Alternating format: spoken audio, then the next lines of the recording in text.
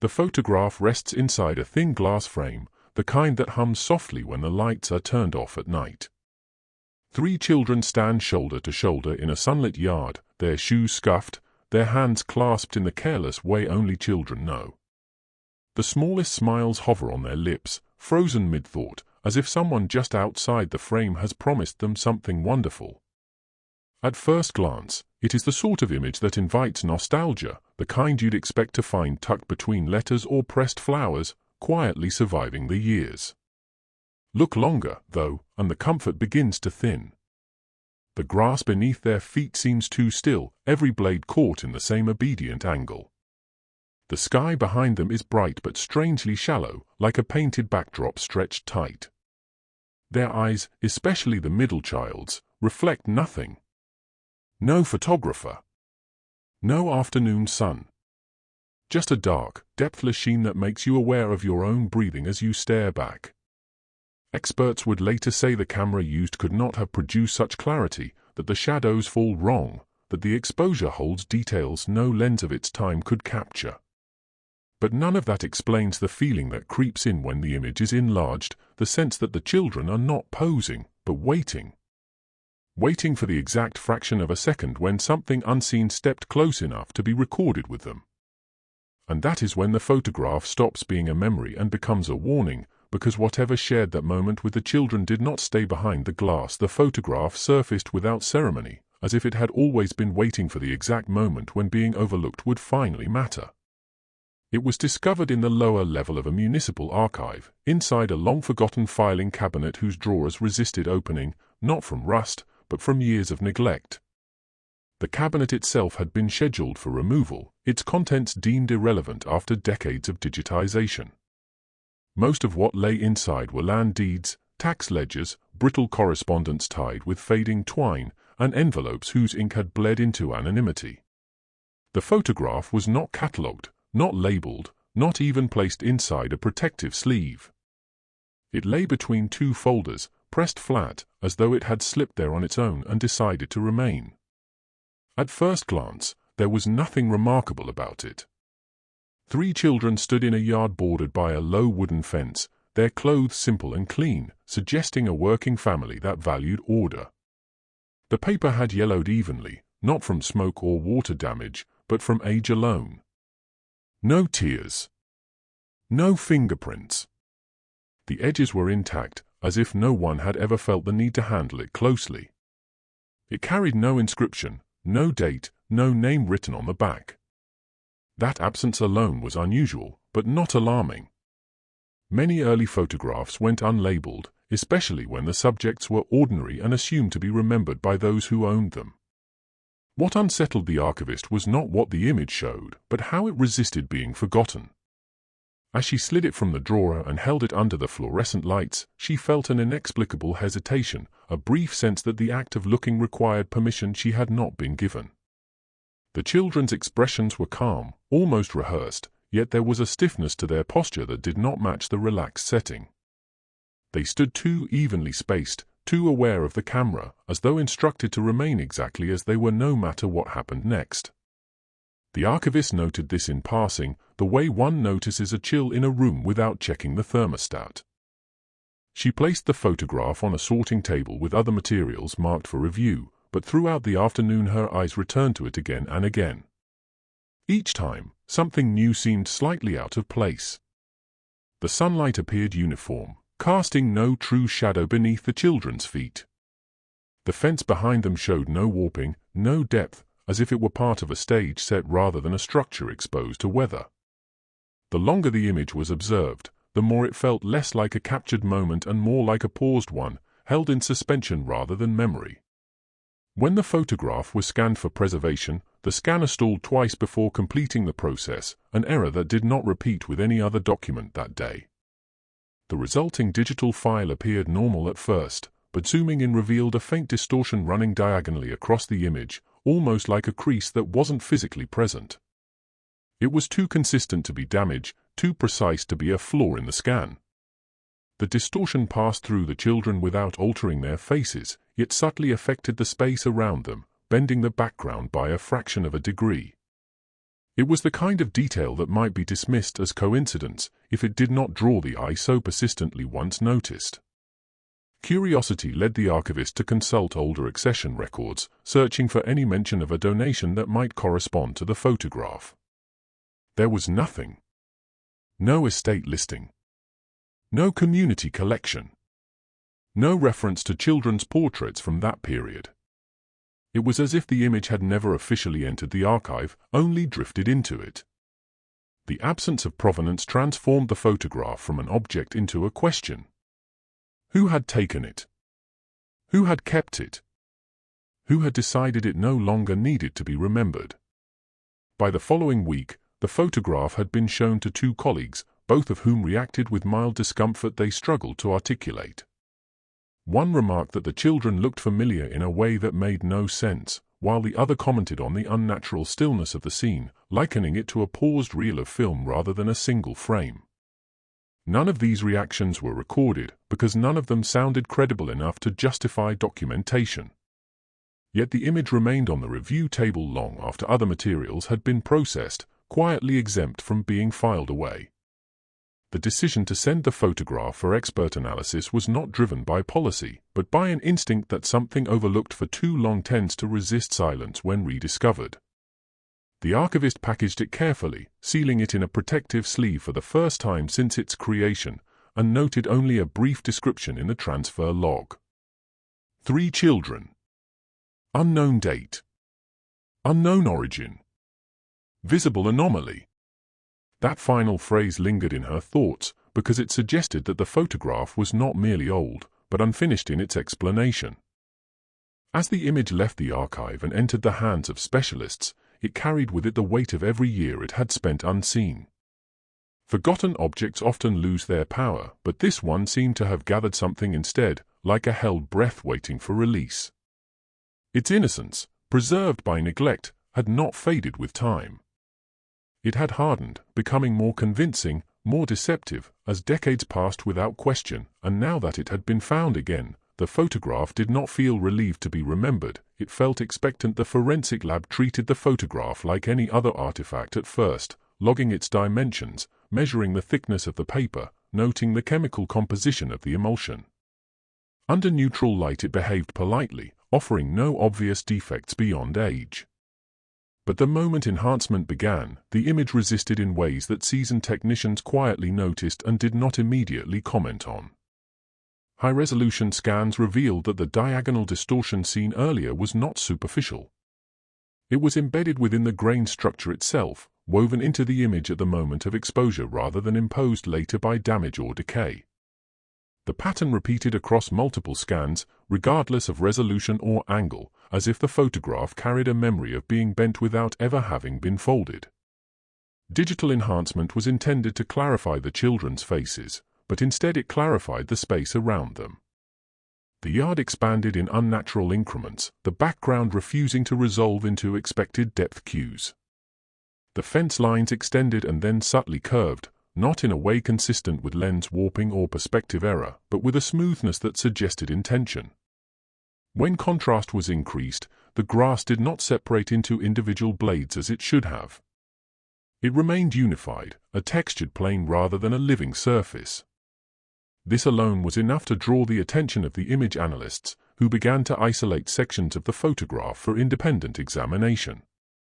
One specialist overlaid period-accurate camera profiles, simulating the optical limitations of equipment available at the time the photograph was estimated to have been taken. None matched.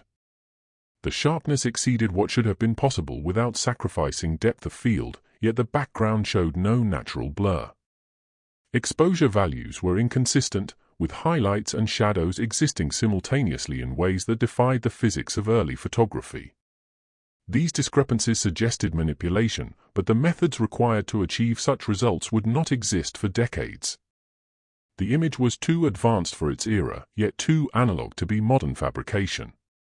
As enhancement continued, a peculiar consistency emerged. No matter how aggressively the image was processed, the children themselves remained visually stable. Noise reduction softened the background, sharpened edges, altered contrast, but their faces resisted change. Skin texture held firm. Eye detail did not degrade. It was as though the photograph prioritized their preservation over everything else, allocating clarity to them at the expense of the world they stood in. This selective resilience unsettled the team more than any technical anomaly, because it implied a hierarchy within the image, an awareness of subject versus environment. When motion interpolation software was applied as an experiment, designed to predict adjacent frames as if the image were part of a sequence, the results were quietly disturbing. The background suggested movement, subtle shifts in light and angle, as though time was attempting to continue. The children, however, did not move.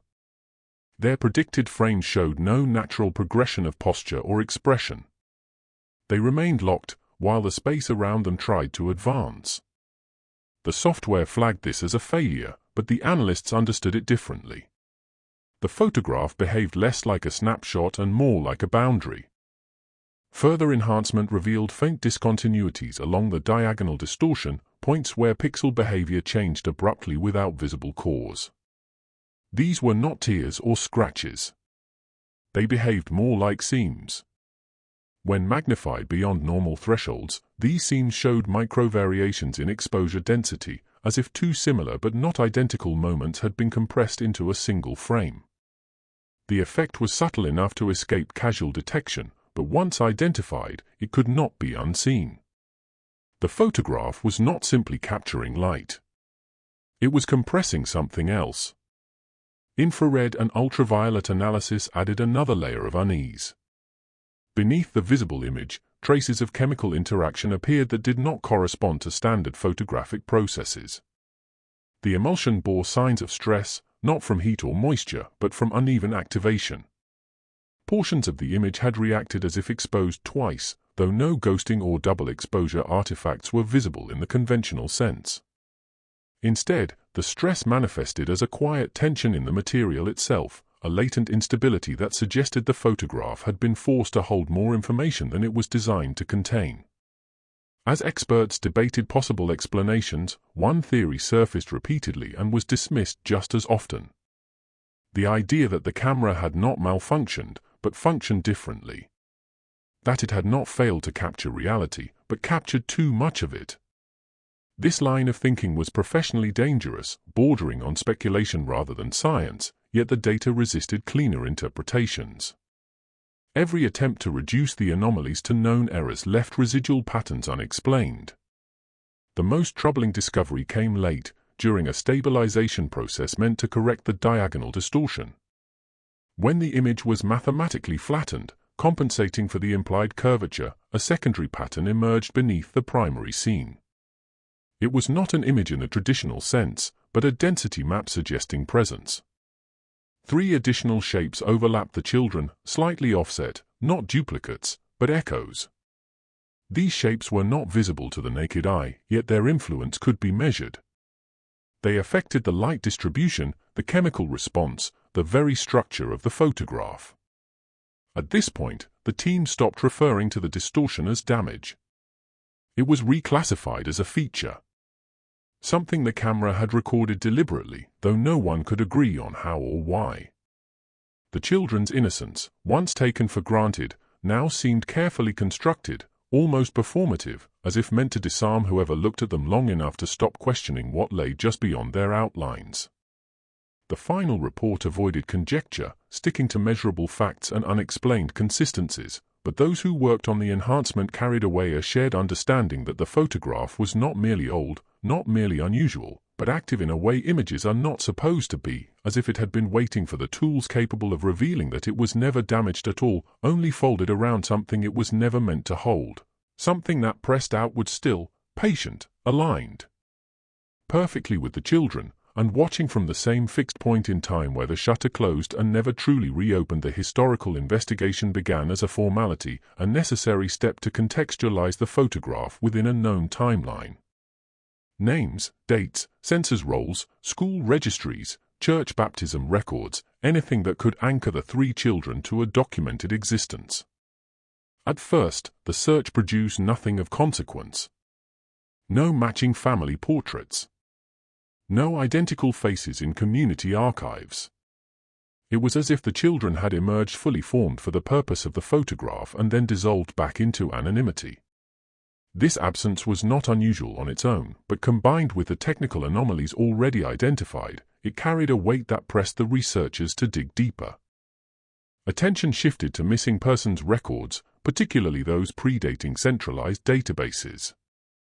Handwritten ledgers from county offices, yellowed notices in local newspapers, and brief mentions in church bulletins became the focus. It was there, buried among reports of livestock thefts and weather damage, that the first pattern emerged. 3 children, matching the approximate ages suggested by the photograph, were reported missing within the same rural district during a single week in late summer. The descriptions were minimal, often limited to height, hair color, and clothing last seen. No photographs accompanied the notices. No sketches. Only names that appeared once and were never referenced again. The timing was precise enough to draw attention. The photograph's estimated exposure date, based on paper composition and printing techniques, aligned almost exactly with the week the children vanished. This coincidence unsettled the research team, not because it suggested a direct connection, but because it suggested an intentional one. If the photograph depicted the children before their disappearance, it represented the last confirmed record of them. If it depicted them after, it challenged the meaning of disappearance entirely. Neither possibility sat comfortably within established historical logic. Further examination of municipal records revealed something more disturbing. The families who reported the children missing did not pursue extended searches. There were no follow-up notices, no rewards offered, no appeals for information in subsequent months. In some cases, the families themselves relocated within a year, selling property at a loss or abandoning it altogether. Church attendance records showed abrupt gaps where entire households simply ceased to appear. These patterns suggested trauma, but also something else, something closer to resignation. The tone of the few surviving personal letters from that period, when read closely, hinted at an unspoken understanding that searching further would be pointless. Local folklore, often dismissed as unreliable, began to surface alongside the formal records. Oral histories collected decades later spoke of a summer when people avoided certain fields, when children were kept indoors at dusk without explanation. These stories were inconsistent in detail but consistent in mood. They described a sense of wrongness that settled over the area, a collective agreement not to ask certain questions. While none of the accounts mentioned the photograph directly, several referenced an image, a moment, or a sight that people wished they had not seen. The language was vague, metaphorical, but it echoed the same unease found in the archival gaps. As researchers attempted to trace the names of the missing children forward through time, they encountered an anomaly that defied conventional record-keeping errors. In later census documents, individuals with the same names appeared, listed at ages that did not progress naturally. A child recorded as 6 years old in one census appeared again 10 years later, still listed as 6, residing with different guardians. These entries were often crossed out or amended in the margins, as if clerks themselves had recognized the inconsistency and attempted to correct it without understanding its source. The records did not form a clear lineage, but they did suggest repetition rather than continuation. Photographic archives from nearby regions were then examined for visual matches. Faces that resembled the children appeared sporadically across decades, always at roughly the same age, always in contexts that made identification difficult. School group photos, community event snapshots, orphanage records. Each time, the resemblance was close enough to be unsettling but never definitive enough to confirm. It was as though the children existed as impressions rather than individuals, recurring shapes that resisted aging and resisted being pinned to a single identity. The most troubling discovery came from a coroner's ledger, where a notation referred to 3 unidentified juvenile bodies recovered from a river several miles from the district. The date matched the disappearance week. The bodies were listed as unrecognizable due to decomposition, buried in a shared grave. No follow-up documentation existed. Yet soil records from the cemetery showed no disturbance corresponding to the entry. No plot number. No burial fee. It was as if the paperwork described an event that had been planned but never completed, or completed in a way that left no physical trace. By the time the historical review reached its conclusion, the photograph had ceased to feel like a record and begun to feel like an interruption. The children's disappearance was no longer a single event but a recurring absence that rippled through documents, memories, and stories without ever resolving. The image, once assumed to be a benign relic, now sat at the center of a pattern defined by erasure rather than evidence. It did not prove what happened to the children. It suggested something more unsettling. That the moment captured by the camera did not end when the shutter closed, but continued to exist alongside history, quietly intersecting with it, producing echoes instead of answers, and ensuring that the children were never truly lost, only displaced from the world that tried, and failed, to record them properly. The specialist who noticed the shadows did so almost by accident, during a late review session when the lab lights were dimmed to reduce screen glare. He had been brought in not for photographic history but for spatial analysis, the kind used to reconstruct crime scenes and architectural failures. Light behaved honestly, he often said, even when people did not. When he adjusted the image to isolate luminance values, he expected little more than confirmation of earlier anomalies. Instead, he found something that made him sit back and stare at the screen longer than was professionally comfortable. The shadows beneath the children's feet did not converge. In a natural outdoor setting, even with uneven ground or diffused sunlight, shadows obey certain rules. They point away from a source. They soften with distance. They anchor bodies to space. Here, each child cast a shadow that behaved independently, angling slightly differently, fading at inconsistent rates. One shadow appeared to fall forward, another sideways, the third almost directly beneath its owner, as if pressed flat. This alone suggested multiple light sources, but the image showed none. The sky was uniform. There were no reflective surfaces nearby that could account for such behavior. He overlaid virtual light models, adjusting sun position, cloud cover, time of day. None aligned all three shadows simultaneously. Correcting one threw the others further into impossibility. When he attempted to reverse calculate the light source based on shadow geometry, the software returned errors, unable to resolve a point of origin within three-dimensional space. The implication was subtle but profound. The light illuminating the children did not originate from a location that could be plotted within the scene. As the analysis deepened, the shadows began to reveal more than misalignment. Their edges were too defined in some places, too diffuse in others, not according to distance or obstruction, but according to proximity to the children themselves. It was as if the shadows were responding to the figures rather than the environment. One child's shadow bled into the grass unnaturally, ignoring texture and slope. Another seemed to detach slightly at the heel, creating a thin gap where no light source could logically penetrate. The specialist magnified the shadow regions further and noticed faint gradations within them, subtle tonal variations that suggested form rather than absence. Shadows are typically void of light, but these carried internal structure, as though something occupied them. Not shapes in the conventional sense, but density, a suggestion of volume pressed into darkness. When edge detection filters were applied, the outlines hinted at contours that did not correspond to the children's bodies. More unsettling was what happened when the shadows were isolated completely from the rest of the image. Viewed alone, stripped of context, they no longer read as shadows at all. They resembled projections, silhouettes cast by something standing just out of frame, something aligned imperfectly with the children, close enough to overlap, distant enough to remain unseen. The idea was dismissed aloud, but lingered silently in the room, because no alternative explanation resolved the data cleanly. The specialist then examined environmental shadows elsewhere in the photograph. The fence posts cast faint lines, but those lines were too short for the apparent brightness of the scene. The grass cast none at all. The children's shadows were the only ones that insisted on presence, as though they were not a byproduct of light, but a requirement of whatever process had captured the image.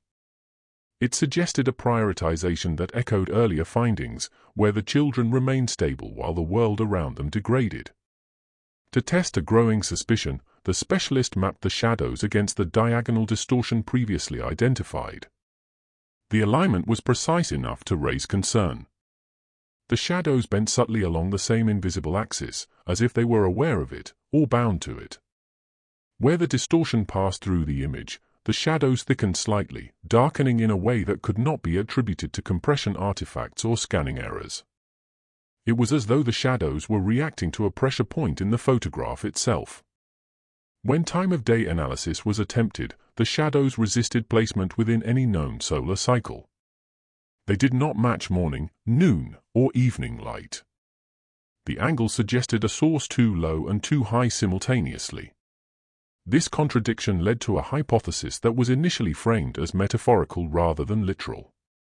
That the light source was not external to the scene, but internal to the moment.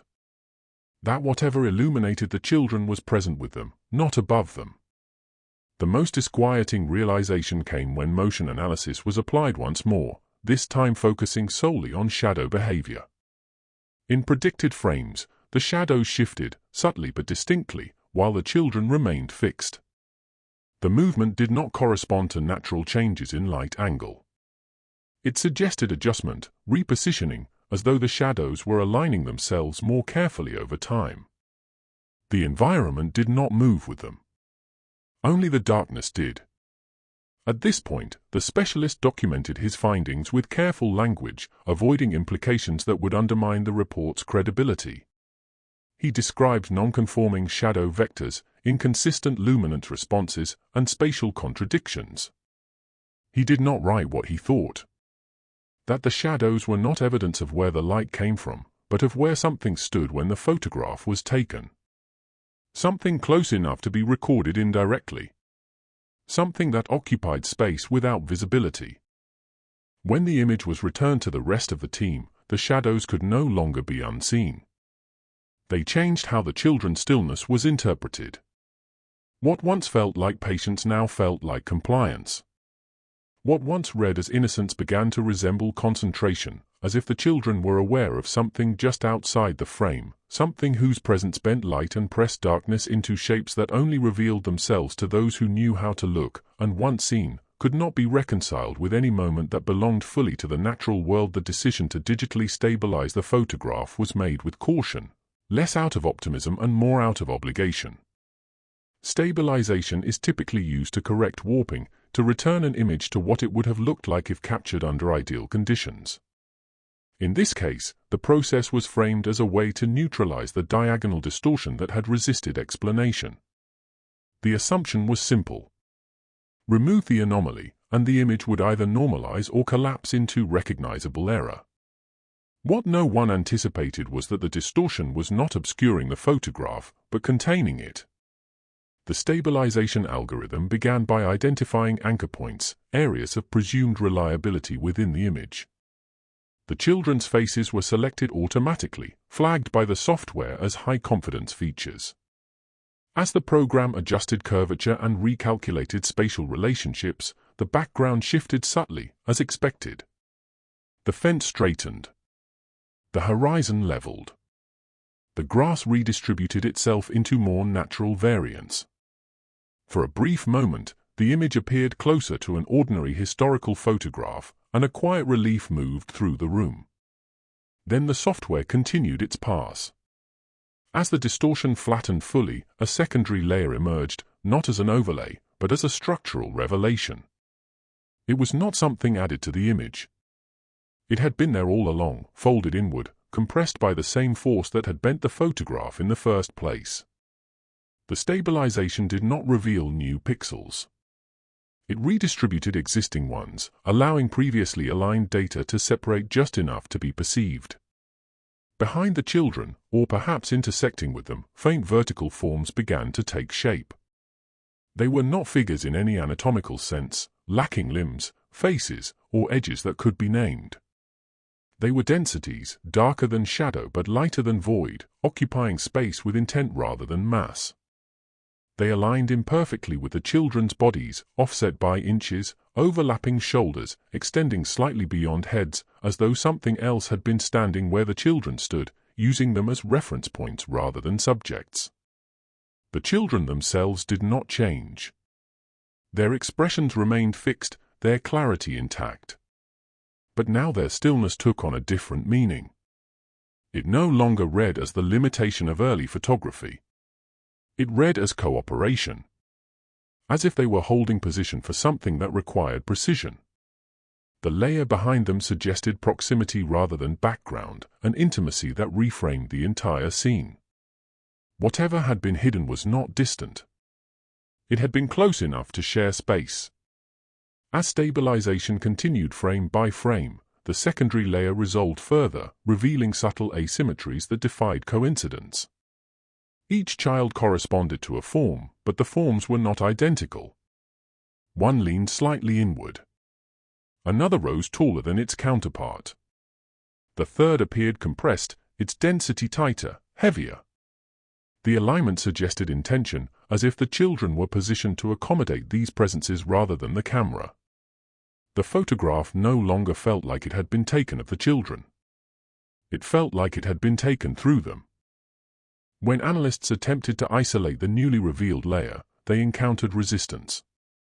Masking tools struggled to separate it cleanly from the rest of the image.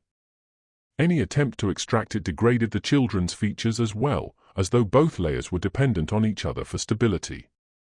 Remove one, and the other began to unravel.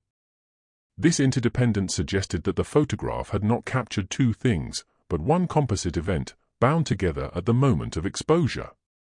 Spectral analysis of the revealed forms showed no corresponding chemical markers. They were not artifacts of ink density or emulsion variation.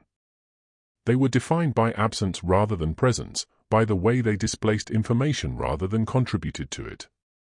Light behaved differently around them. Pixel values curved, gradients bent, data redistributed itself to accommodate shapes that did not technically exist within the image's material constraints. At this point, the question shifted from what the photograph showed to what it had done. The idea emerged, quietly at first, that the camera had not merely recorded the scene. It had mediated it. That the act of photographing had allowed something to register indirectly, using the children as anchors within a moment that was otherwise unrecordable. The photograph was not evidence of presence. It was evidence of interaction. The specialists revisited earlier findings with this new understanding. The unaging faces in later photographs. The inconsistent census records. The shadows that behaved independently. All of it aligned with a single implication.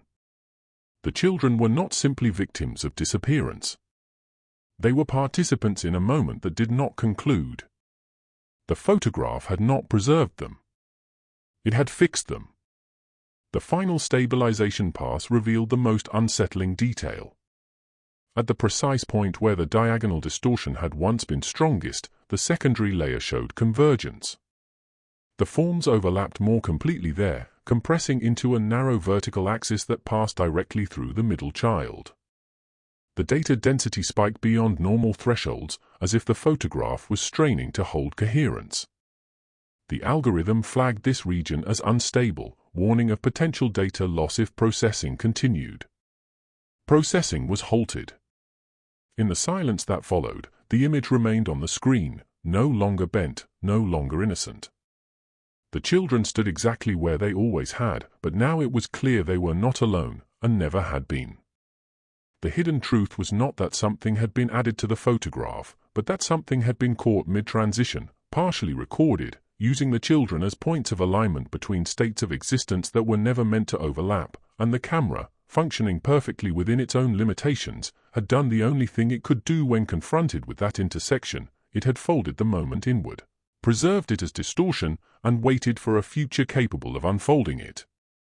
Just enough for the truth to be seen. They sealed the file after that, not because the evidence was incomplete, but because it was too complete to survive interpretation.